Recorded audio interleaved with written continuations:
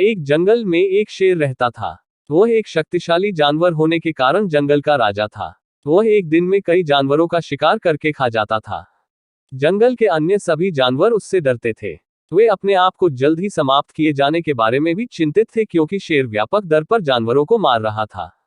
वे सभी एक साथ मिल जाते हैं और बाघ से जानवरों का शिकार बंद करने की गुहार लगाने की योजना बनाते हैं, और वे खुद उसे रोजाना एक जानवर उपलब्ध कराएंगे। उन्होंने हिम्मत जुटाकर बाघ के पास जाकर अपना विचार उसके सामने रखा।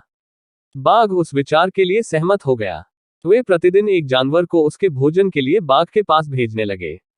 एक दिन बाघ के खाने की बारी खरगोश की थी, लेकिन वह खरगोश बहुत चालाक था और वह बाघ का भोजन नहीं बनना चाहता था।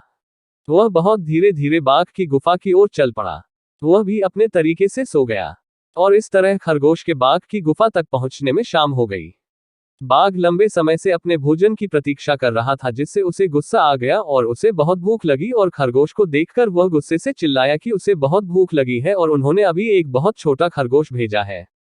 खरगोश ने कहा, महामहिम, उन्होंने वास्तव में मेरे सहित हमें 6 भेजे, लेकिन हमारे रास्ते में एक बाघ आया और खुद को जंगल का राजा होने का दावा किया। उसने 5 खरगोश रखे और मुझे तुम्हारे बारे में बताने के लिए भेजा। यह सुनकर बाघ गुस्से से भड़क उठा और खरगोश से कहा कि उसे उस बाघ के पास ले चलो। खरगोश उसे कुएं के पास ले गया और कहा कि बाघ उसके अंदर है।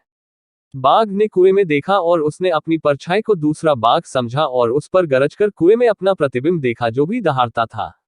उसने सोचा कि बाघ उस पर वापस दहाड़ रहा है और उसे लड़ाई के लिए आमंत्रित कर रहा है, और इस तरह वह कुएं में कूद गया, डूब गया और मर गया। इस तरह खरगोश ने खुद को और अन्य जानवरों को बाघ के हाथों मारे जाने से बचाया। शिक्षा: समस्या पर ध्यान देने के बावजूद समाधान पर ध्यान दें।